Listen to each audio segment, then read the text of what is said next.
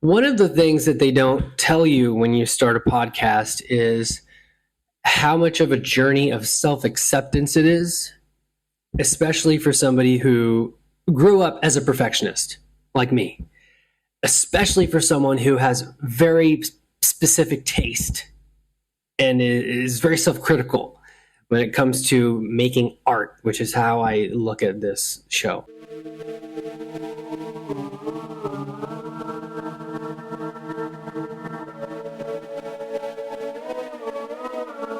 Welcome back to WANDEROUS, a show that does not number its episodes, except for episode 1. If this is your first time with me, welcome. You may want to go back and listen to episode 1. That episode is numbered. It's the only one that's numbered, and it gives context to this whole journey. This is a show called WANDEROUS, which is a word that I made up. And it's a portmanteau. A portmanteau is when two words make love. And they smash together and they make a new word. And the new word, baby, the mother and father were wander and wondrous. Those are real words. And they had a baby called Wanderous in my brain. And I thought that that would make sense for the show for reasons which hopefully will become apparent. Now, once you've listened to the first episode, which I do recommend, you can pretty much bounce around. Just look at the titles of episodes and see what resonates with you. And as you can probably see from the title of this episode, today we're going to talk about a little town you might have heard of called Oxford, in a little place called Oxfordshire of England. The other feature of this show is that I endeavor not to edit it that much. I don't delete all the ums. What I'd rather do is just get across the energy of what I'm doing authentically. And I would hope, and I do mention this in the first episode, I would hope that you would forgive a few rough edges here and there. I am, as a boring aside, very excited that I've tweaked the microphone a bit today and I can hold it very differently than I was before. I've removed a clip. I may have broken this microphone. We'll find out. I think it's going to be fine. Now, for this episode, I've actually taken a lot of notes, and I'm going to try to relay this in a way that won't be like I'm reading notes, because there are a lot of things that I want to cover. And the reason I took a lot of notes is because I had a lot of homework for this episode. I decided to listen to the 2-hour recording I made of a rather brilliant walking tour that I went on. I would recommend the Barefoot Tours. I'm pretty sure that's what it was called. And it was free. It was actually by donation. And we had a wonderful guide. I believe her name was Mary. I don't know if she's still doing it, but she's probably graduated. She's probably a lawyer now. I don't know what she was studying. But I did all this research, and I found a couple things even before I got to Oxford, because Oxford really there's really only one good way to get to Oxford, and that is something called the Oxford Tube. Now that sounds kind of cool, right? Oh shoot, I'm going to take the Oxford Tube. It's going to be fat. No, the Oxford Tube is a bus, but it's still the best way to get there that I could find. So that's a little bit of that was the result of a lot of research. I get there. There is a train. There's a train. Don't worry, there's a train. It's twice as expensive. So you probably don't want to necessarily take the train. At the time, the Oxford Tube was like 12 American dollars, maybe 15. If you bought a round trip, it's a little bit cheaper. I think you save like a couple bucks. Now, I should say that even before I got to do this excellent walking tour, I scheduled a little meetup with someone whose work has inspired me throughout the years. And that's a guy named Jamie Catto, Catto. He wrote a really lovely book called Insanely Gifted, which I can link in the description. Jamie has been on, well, I've had the privilege of interviewing him in the past for a show that I did before called Ascendant, and He was a wonderful guest. I actually think I interviewed him twice over the years. And he also, wrote and he co-starred in a documentary about Ram Dass, who it was this amazing person who brought a lot of Eastern thought, a lot of Buddhist thought into the West, into America. This guy who was obsessed with becoming enlightened and had all these adventures. And he hung out with Timothy Leary.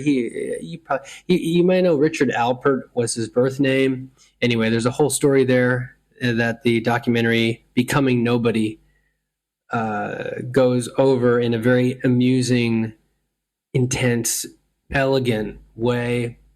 It is one of my top 3 favorite documentaries of all time. I don't think that's ever going to change. Becoming Nobody, huge recommendation. I can put a link to it in the show notes of this episode as well. And I had been going to, without getting too personal, I had been attending, or maybe I should get very personal. Maybe that's how you become a podcast Spacecast superstar. I'd been attending his Zoom meetings for a while, and he was doing, I think, twice a week since the pandemic started. You remember that? Yeah, I try not to remember either. In 2020, maybe even before, it might have been 2019, he started doing these, I think it was before 2020. He started doing these Zoom meetups. They were like basically emotional support calls, and people would share stories. And at the time, I was living in, where was I living? Well, I was living in Hawaii. I think I moved to Honolulu in the middle of all that. And they just wanted me, so we would kind of go around, people would raise their hand. If you've ever used Zoom, you might know how that works.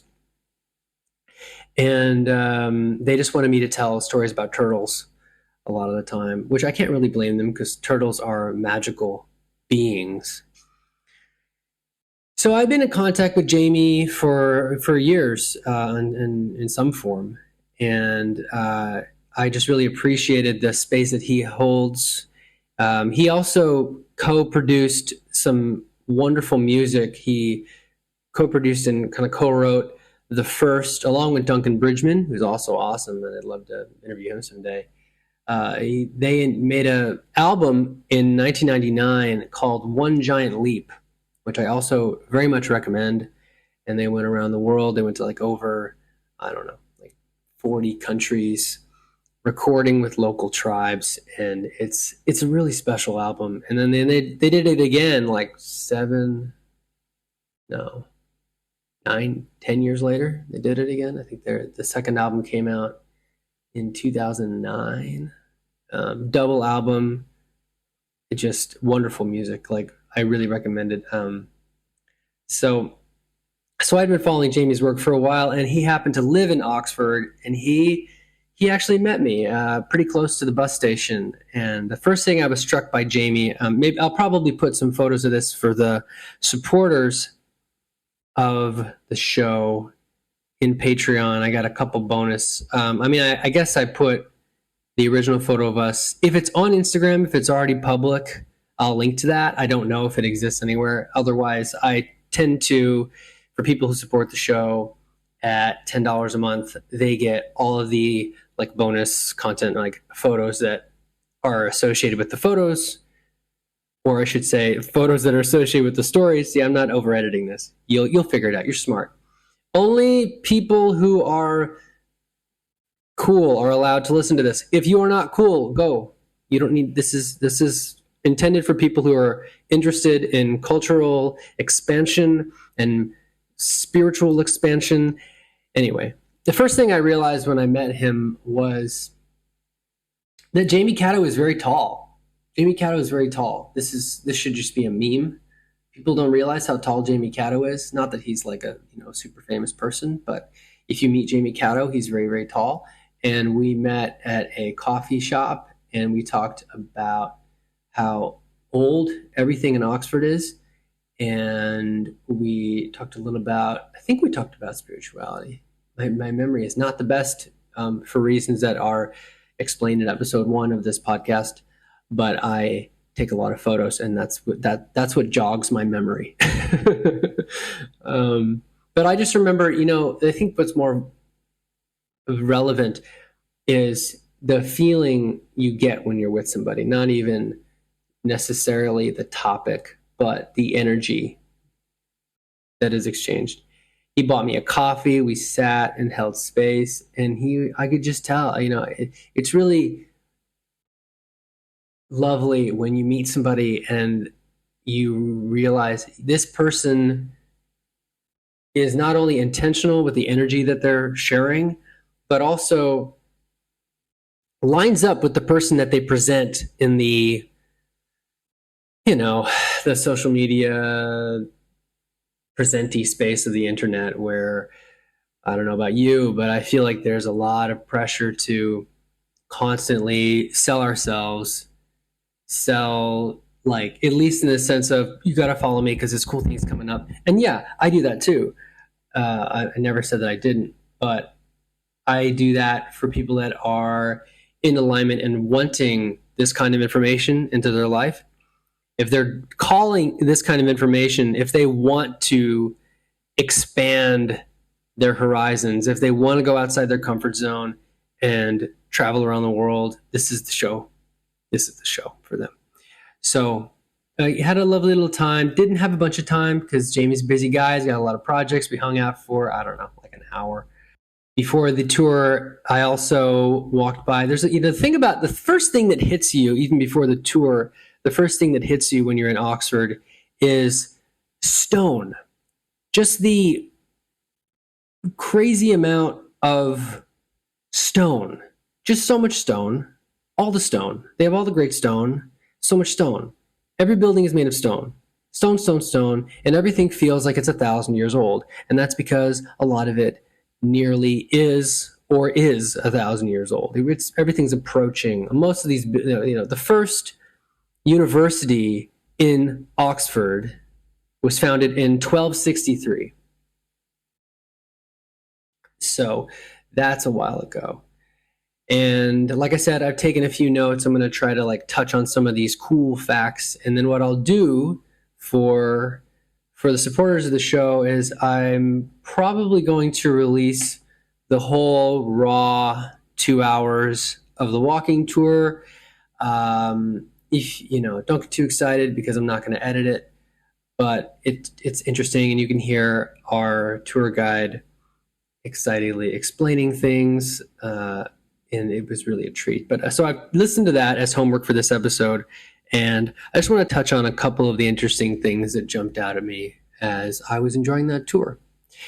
Now, overall, you feel the weight. I don't like to use the word weight, but you feel this weight of history, but it's not in a negative sense. You don't feel it as a negative. At least I didn't feel it as a negative.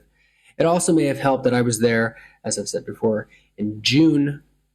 Probably the best time. June and July, summer is typically the best time to be, in 55 north latitude or whatever. It's very high, very, very far north, relative to many other places in the world. In fact, the British Isles should be a lot colder than they actually are. The reason is that there's actually a current that comes up. It's called the North Atlantic Current that brings up a lot of warm water, which heats the islands a little bit warmer than they otherwise would be. So the tour began around the Sheldonian Theater with these emperor heads that were actually replaced, and we heard these stories about how people in the past had stolen the originals over time. They would end up in gardens and places, and they were very, very, very, very old. So they replaced them at some point, and they were designed to eyeball students as they would pass by. And we learned all these interesting things. We learned about the Bodleian Library, which is very important. I think it's the oldest library in Oxford. And the story of King George VI giving a special key to open the door of the library. There was actually a very punny joke, which I will totally murder right now. Because we were talking a lot about this movie called The King's Speech. Have you heard of this movie? I saw it years ago, and I quite enjoyed it. And that was about King George VI, which did have a speech impediment. And when he was given the key to open this, to unlock this door and open the new library, the key snapped this really happened, apparently. The key snapped when he used the lock, and he was left speechless. That's the punny joke. We also learned about Sir Christopher Wren, which I didn't know too much about, who was a famous architect and designed St. Paul's Cathedral. A lot of Christopher Wren works around Oxford, in fact. We also learned about the Bullingdon Club. This is fun to look up. It's basically a rich guy club known for bad behavior. And they would go around and destroy stuff and then pay for the damages with cash.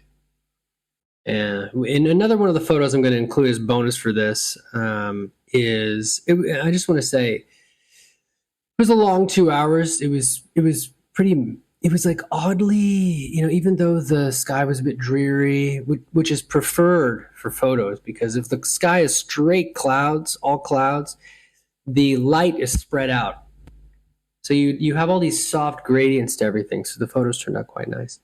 We passed by many places that were shooting locations for Harry Potter movies.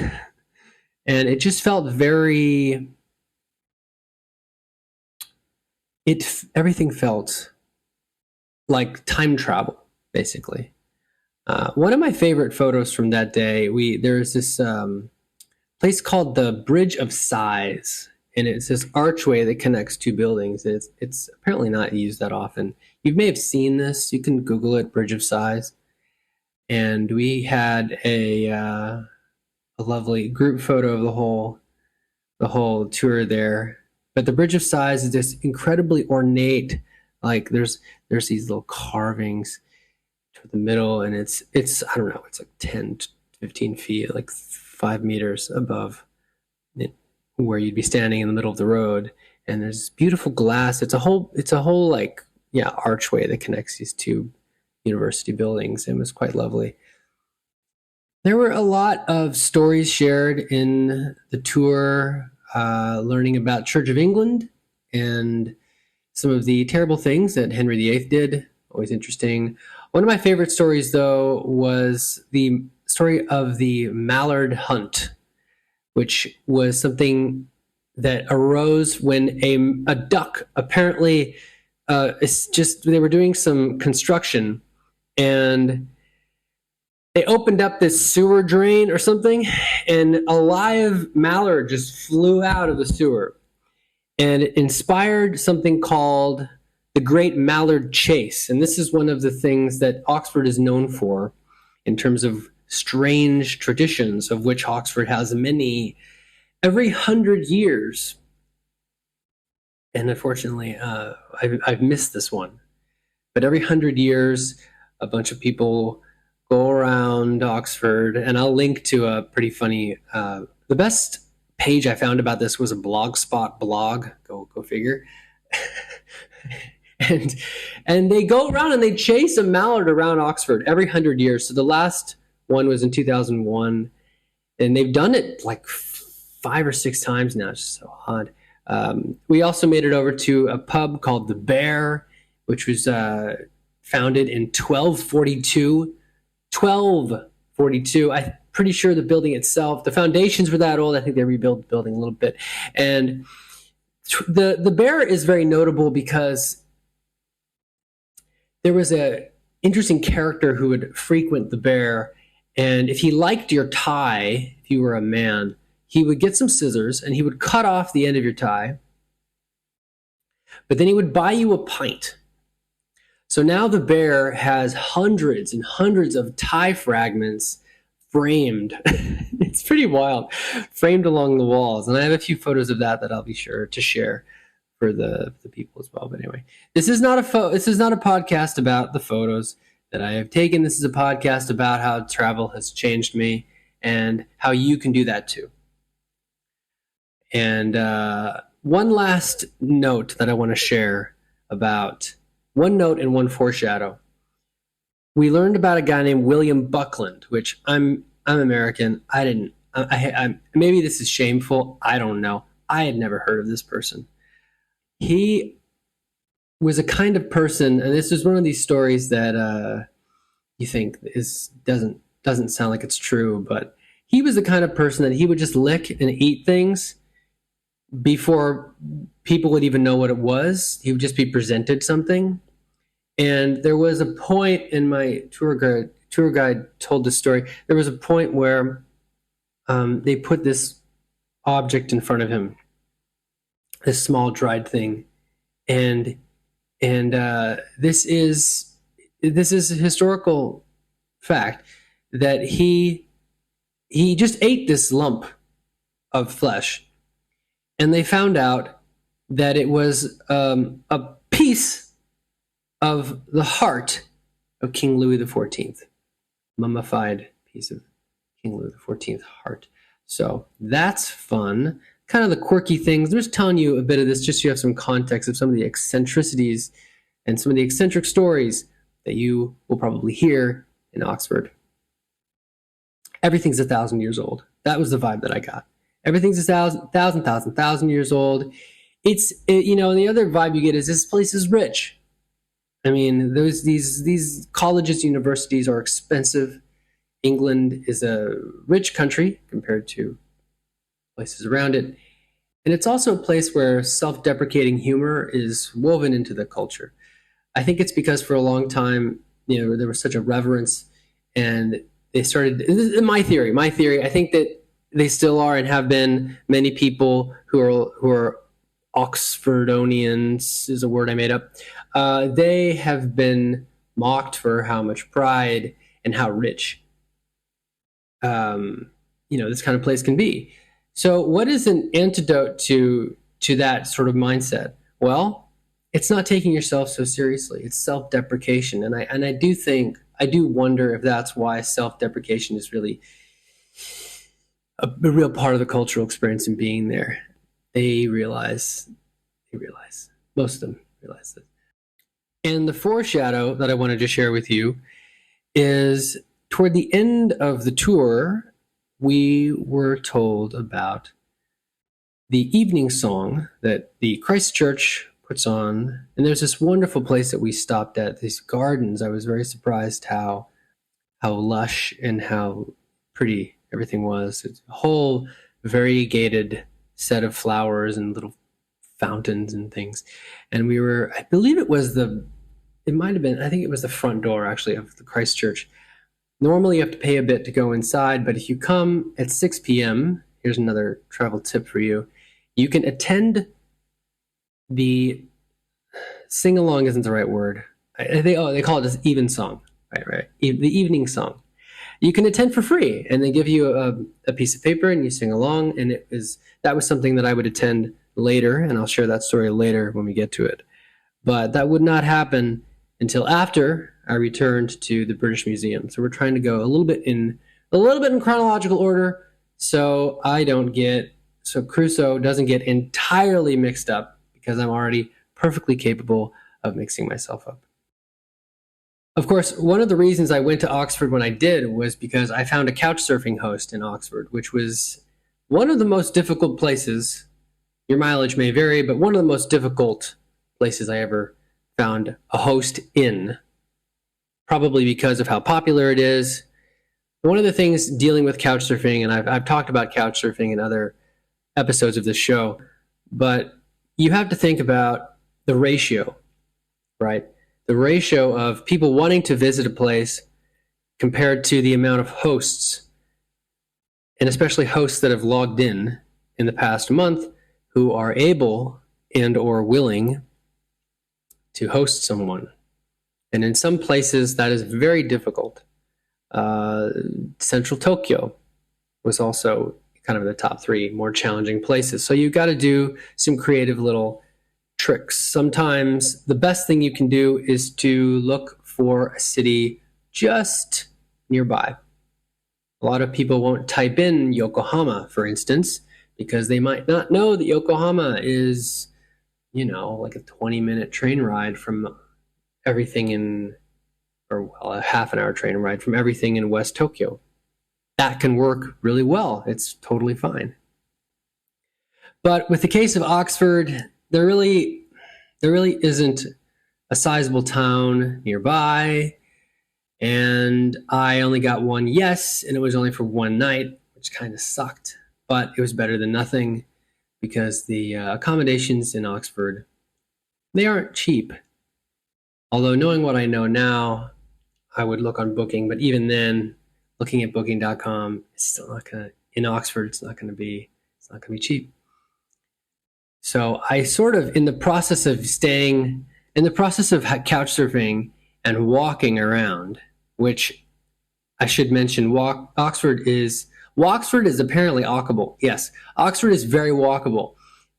It was something I really loved about Oxford because these places that are very, very, very, very, very old, they grew much slower. You can tell if a city had most of its history before the automobile, for instance.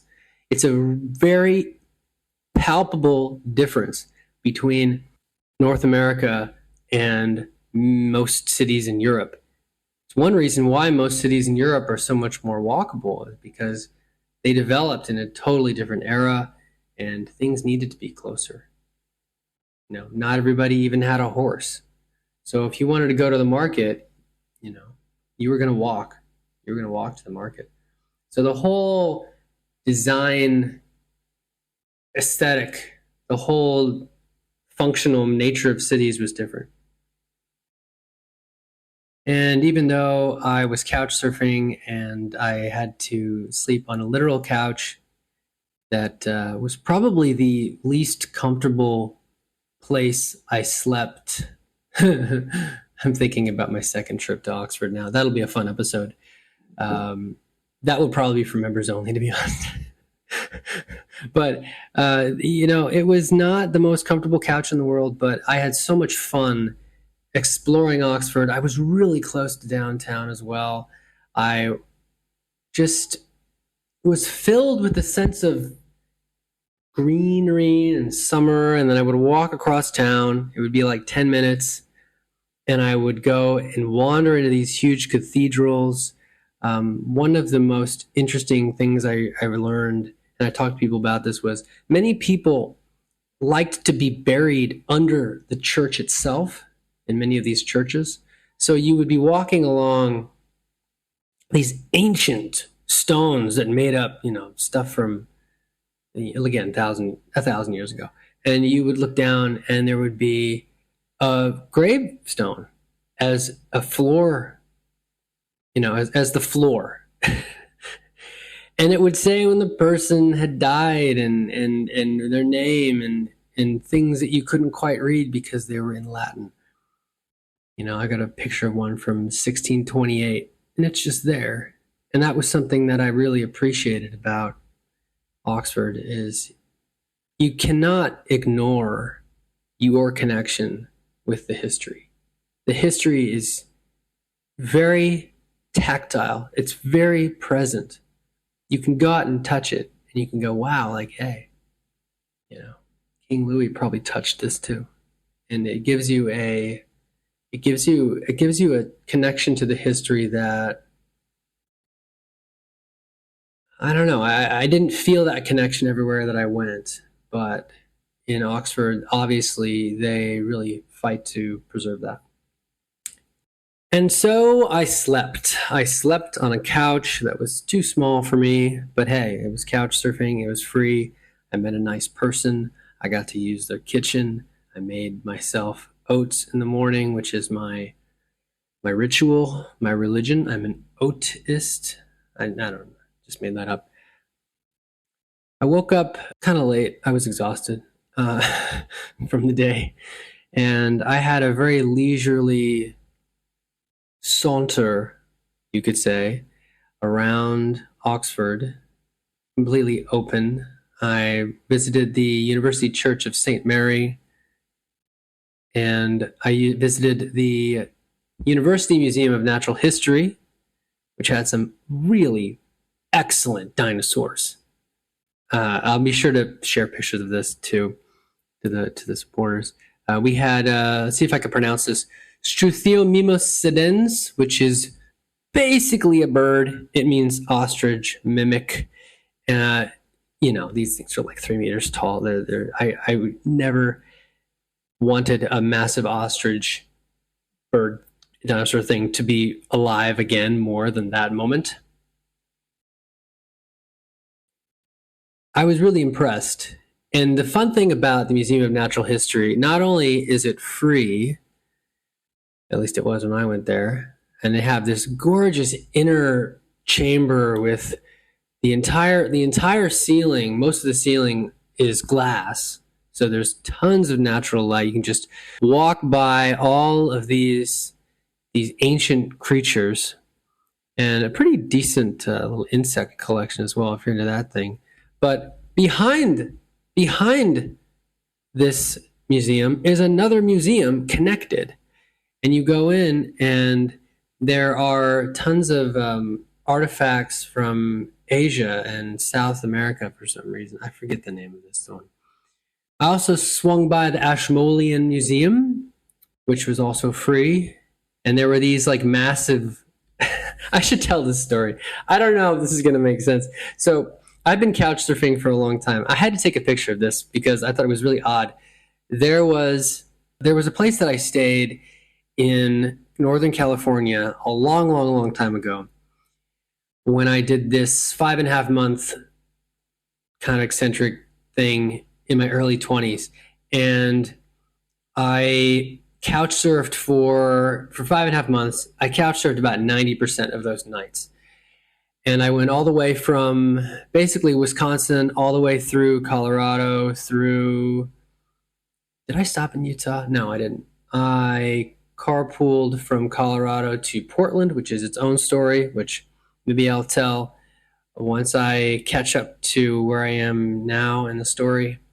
We're going to stay with this around the world trip first. But that trip, going all the way up to Oregon and then going up to Washington State and coming down the California coast, that story was really a precursor and really a priming experience, we could say, for doing what I'm doing now.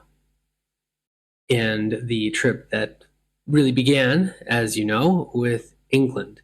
And I couch surfed in Northern California with a very lovely woman who had a very eccentric boyfriend. And I'm not going to give names because I believe in getting people's permission if you describe personally identifiable things, or you give them a really good pseudonym, which I've done in 10,000 Hours in Paradise, which is a 3-volume series I wrote about Hawaii.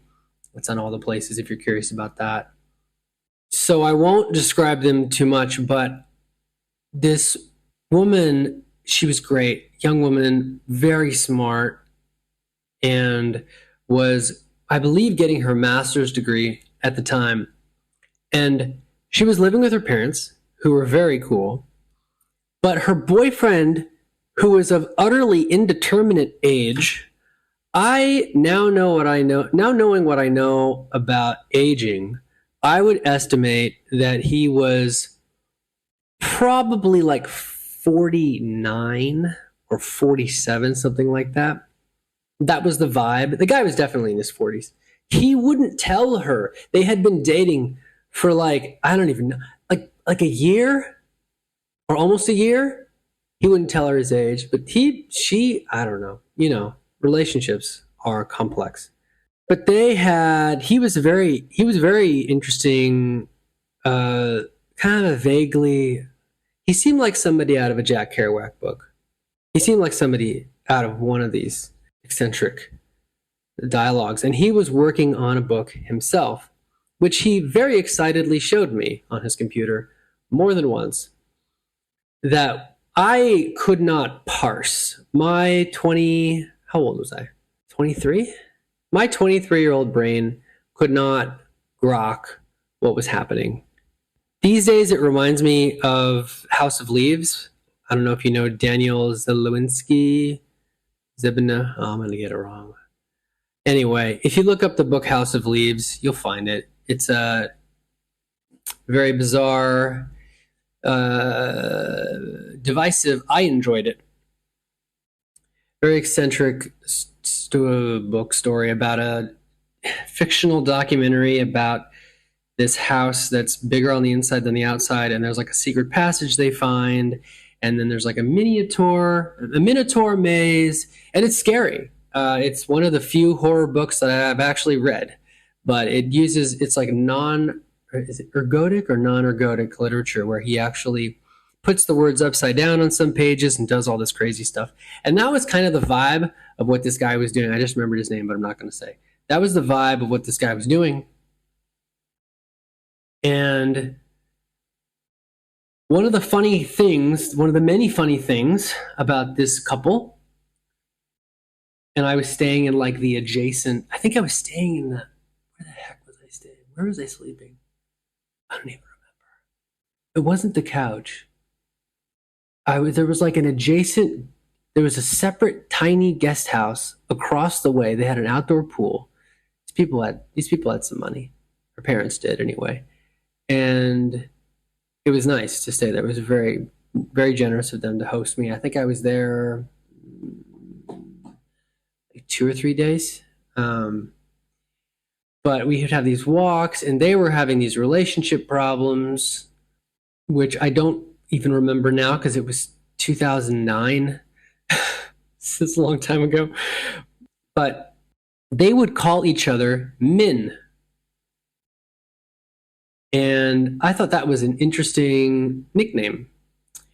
And so here I am in 2022, June 24th, and I come across basically a colossus. I come across a 4-foot tall figure of stone that's holding its penis, although the penis part has been, I don't know. I think I can, hopefully I won't get censored. Talk about penis too much. I haven't labeled this podcast as explicit, but it's a body part. Get over it. And the sign below this colossus says, "This is the god Min." So I had to take a picture of that. It said, reconstructed at its original height of about 4 meters with the stump of its limestone phallus inserted. The face is eroded, but the large ears, ring beard, and part of the skull cap are preserved. Symbols carved in raised relief on the sash hanging from the girdle include the head of a horned animal on a pole and 2 lambus shells from the Red Sea.